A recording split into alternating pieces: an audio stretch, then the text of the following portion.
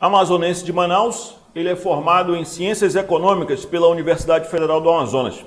Está no mercado financeiro desde o primeiro emprego e é especialista em investimentos pela Associação Brasileira das Entidades do Mercado Financeiro e de Capitais, a ANBIMA. Atualmente trabalha como assessor de investimentos. O Real Time 1 Entrevista recebe agora Igor Queiroz para falar, lógico, de investimentos, oportunidades de como usar o dinheiro extra que inundará a conta bancária dos trabalhadores com o 13º salário e, eventualmente, férias. Igor, muito obrigado mesmo por atender o nosso convite. Qual é a boa para quem tem 13º chegando? Bom, é um prazer estar aqui conversando um pouco sobre isso, né? Trazendo as opções que hoje o mercado financeiro oferece. Então, respondendo a pergunta, quem tem o 13º, férias, né, como você também disse aí, nesse primeiro momento é interessante ter a liquidação das suas dívidas, tá? Se você, durante o ano, fez muitas compras, né, viu a Black Friday, aproveitou, teve dívidas, é interessante você utilizar esse recurso para liquidação das suas dívidas. Se você não tem nenhuma dívida em aberto, né, não tem IPVA para pagar, alguma coisa do tipo, a gente pode fazer a alocação desse seu recurso, né, em diversos ativos hoje que o mercado disponibiliza. Tá? Quando a gente fala de investimentos, é sempre interessante a gente verificar o perfil do investidor. Tá? Dentro do mercado nós temos o perfil conservador, moderado e agressivo, e para cada perfil nós temos um tipo de investimento, mas também é muito interessante a gente entender o prazo que a pessoa tem para aquele recurso, certo? Então, como é que você caracteriza, desculpa interromper, não, sim, sem problema. Só para didaticamente explicar ao nosso webnauta, ao webnauta que nos acompanha, o que é um perfil conservador, um moderado e um cara ousado? Tá, o perfil conservador é aquele cliente, o termo, né? Então é aquela pessoa, na verdade, que não gosta de correr risco, tá? Então é aquela pessoa que vai ali para renda fixa, um Tesouro Selic, um CDB, um LCI, uma LCA e até mesmo a poupança. Nunca perde.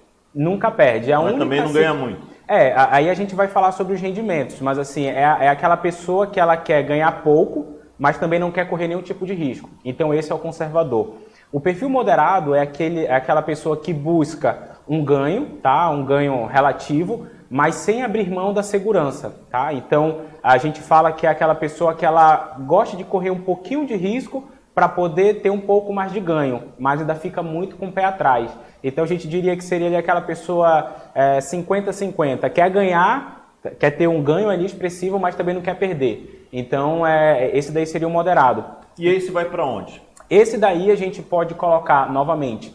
Quando a gente fala de investimento, é muito interessante a pessoa ter uma reserva de emergência, liquidez. Então, o que é a reserva de emergência? É justamente como o próprio nome diz, para alguma emergência que acontecer nesse período. Bateu o carro e não tem um seguro, estourou um cano em casa, precisa fazer uma reforma. Então, ele vai tirar dessa reserva de emergência, que a gente falou, que pode ser um CDB, pode ser o Tesouro Selic, pode ser um fundo indexado ao CDI. Então, os investimentos que a gente vai ter vão ser esses daí, tá? E o ousado? O ousado é aquele que busca ganhos, assim, alavancar os ganhos, tá? Então, esse daí é aquela pessoa que está aberta a correr mais risco para poder ter mais retorno. Então, ela acaba colocando num fundo cambial, fundo de ações, ou então vai na própria bolsa e compra papéis, né, das empresas que são listadas nas bolsas. Hoje a gente sabe que tem a situação das criptomoedas, são pessoas que investem em criptomoedas com conhecimento, investem em dólar, enfim, são investimentos mais arrojados, tá? Que tem maior grau de risco, mas também apresentam retornos bem acima da média do mercado. Voltando para a pergunta inicial, sim. O cara que está com dinheiro sobrando da 13º das férias, o que ele faz? Qual é a boa? Nesse primeiro momento... Identificado o perfil dele. Identificado o perfil dele, primeiro, vamos trabalhar na reserva de liquidez, tá? Porque a gente sabe que começo do ano, vamos colocar a população geral aqui, começo do ano a gente sempre vai ter aquelas despesas que a gente paga, né? Que vai ser despesa com material escolar, às vezes tem gente que gosta de antecipar logo o pagamento de PVA, IPTU, todas essas despesas, elas podem ser pagas no começo do ano, tá? Então, até o primeiro semestre ali do ano. Então, é muito interessante que esse recurso ele fique em algum investimento que gere liquidez e segurança. Então, novamente, CDB, fundos de investimento atrelado ao CDI, é o próprio Tesouro Selic.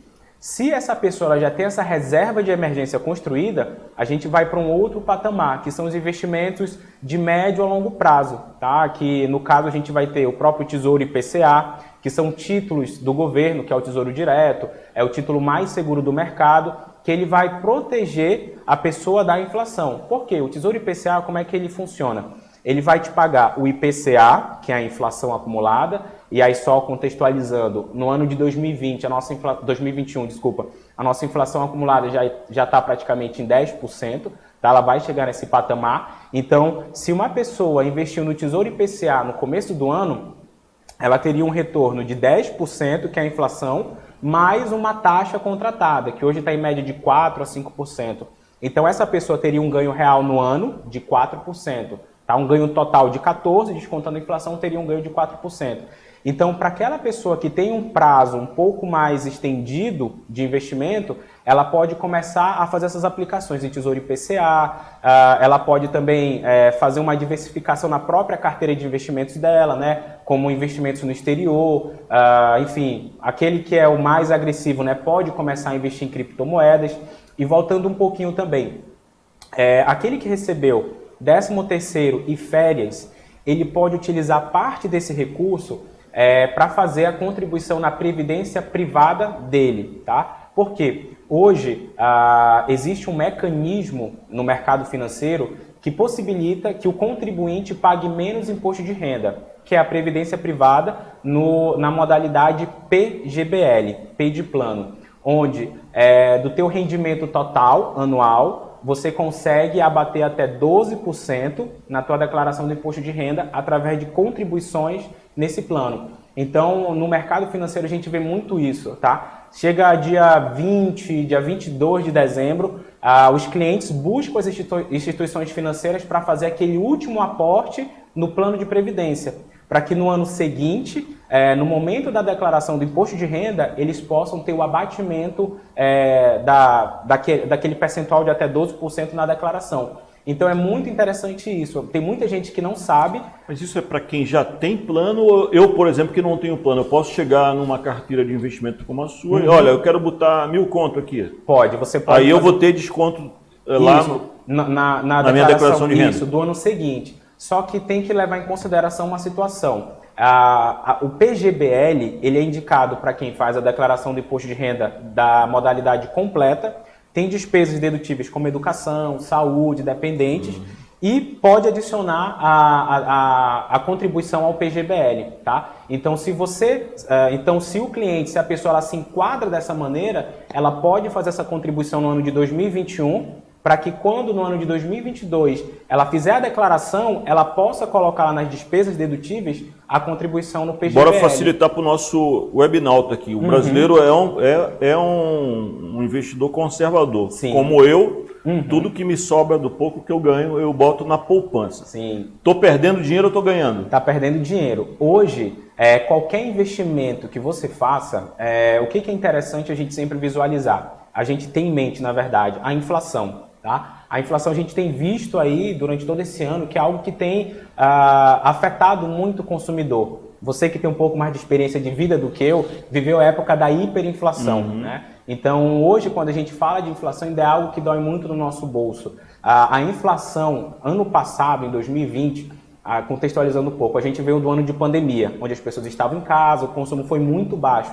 Então a gente teve uma inflação de 4,55, tá? A inflação é algo bom para o país, porque a inflação significa que as pessoas estão consumindo, logo há uma elevação do preço. Então é algo bom. Sinal bom. É um sinal bom, que a economia está evoluindo. Nesse ano, a gente está, por conta de situações políticas, questão cambiais, hoje a inflação acumulada já está próximo aos 10%, ela tende a chegar, segundo o Boletim Focus, que é emitido pelo Banco Central, chegar próximo ali dos 10%. Tá? Hoje, a poupança, com a nossa taxa Selic a 7,75, ela está te remunerando 70% disso. Tá? Então, ela vai estar remunerando ali, a gente tem que fazer uma continha, mas ela vai estar remunerando próximo de 5% mais ou menos. Então, qualquer... 5%? 5% no ano. No ano? Para uma inflação de 10%, então, conta de quem não sabe.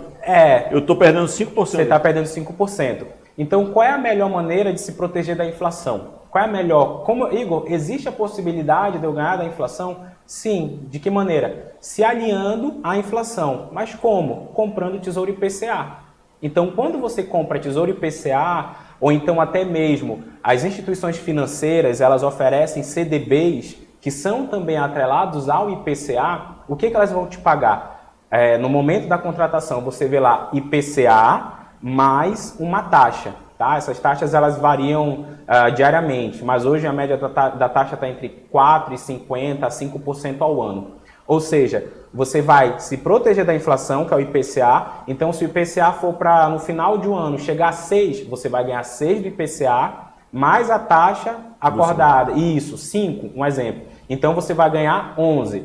O IPCA foi para 12, você vai ganhar o IPCA mais a taxa acordada. Agora, qualquer um pode fazer esse IPCA? Eu, por exemplo, que boto 100 conto todo mês. Você pode fazer isso. Hoje, através do Tesouro Direto, você consegue comprar papéis a partir de R$100, 110, 111 reais. Todo mês, 110. Todo mês você consegue comprar. Só que existe uma situação no Tesouro, quando você compra pelo próprio site do Tesouro Direto. Qualquer pessoa pode fazer isso, tá? Só que tem uma situação. Dentro do Tesouro nós vamos ter basicamente 3 títulos. Nós vamos ter o Tesouro Selic, que ele vai te remunerar pela taxa de juros do mercado, que é a taxa Selic, ou seja, se a taxa Selic subir até o final do ano, como a gente tem a previsão, chegando aí possivelmente a 9%, você vai ganhar 9% no ano. Se ela cair, você também vai estar sempre indexado àquela taxa no mercado. É indicado justamente para aquela reserva de emergência, reserva de liquidez, tá? E nós temos também o tesouro pré-fixado. O que é o tesouro pré-fixado? Você compra sabendo quanto que você vai ganhar no ano. Então, por exemplo, hoje a gente tem tesouro pré-fixado de mais ou menos aí 12%. Ou seja, você vai estar ganhando 1% ao mês, certo? Só que assim, esses papéis, eles têm uma marcação a mercado. Hoje, muitos clientes têm questionado, poxa Igor, eu comprei tesouro pré-fixado, comprei tesouro Selic, e você está falando que eu vou estar protegido da inflação. Só que quando eu olho meus investimentos, eles estão todos caindo. O que está acontecendo?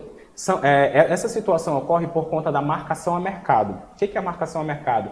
Diariamente, o governo tem que falar quanto que seu título está valendo para o mercado. Isso é uma obrigatoriedade do próprio governo. Então, quando a gente compra, por exemplo, um tesouro IPCA, você compra IPCA, o seu tesouro, tá? Você compra o papel IPCA mais 4%. Você compra hoje. Amanhã, teve alguma situação política, teto de gastos, precatórios, isso que a gente está vendo hoje. O risco de aplicar no país aumenta. Então, o mesmo papel que você tem na sua mão, ao invés de estar sendo negociado IPCA mais 4,5%, por conta dessa situação, ele começa a ser negociado a IPCA mais 5%. O teu papel, quando você vai olhar, ele diminuiu. Isso daí é uma marcação ao mercado.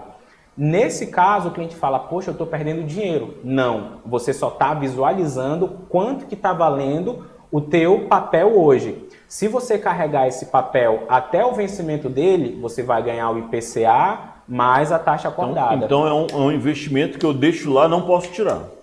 Você tem que levar até o vencimento. Ou então, na figura de assessor de investimento, que é o meu trabalho, eu ligo para o cliente, né, os clientes que eu tenho na minha carteira, e falo para ele, você comprou um papel IPCA mais 5%, um exemplo, hoje o mercado está mais tranquilo, hoje a situação está mais favorável, hoje o mesmo papel que você tem, que paga IPCA mais 5%, hoje ele está no mercado, só tem IPCA mais 4%.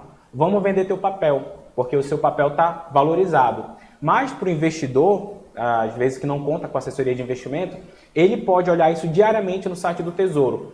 Quando ele vê, né, quando ele observar que o papel dele está um pouco mais elevado ali acima, ele pode vender. Se ele vender hoje com papel em baixa, ele sofre o deságio, que ele vai retirar menos do que ele aplicou. Então, o teu trabalho é ficar vendo esses números no mercado. Isso. Para, se o cara é teu cliente, tu vê qual é o melhor fazer as mudanças. Isso, o melhor momento de entrar e sair. Mas eu queria mais uma explicação para o webnauta mais simples que nos acompanha, que é por que nós temos poupança se ela dá prejuízo?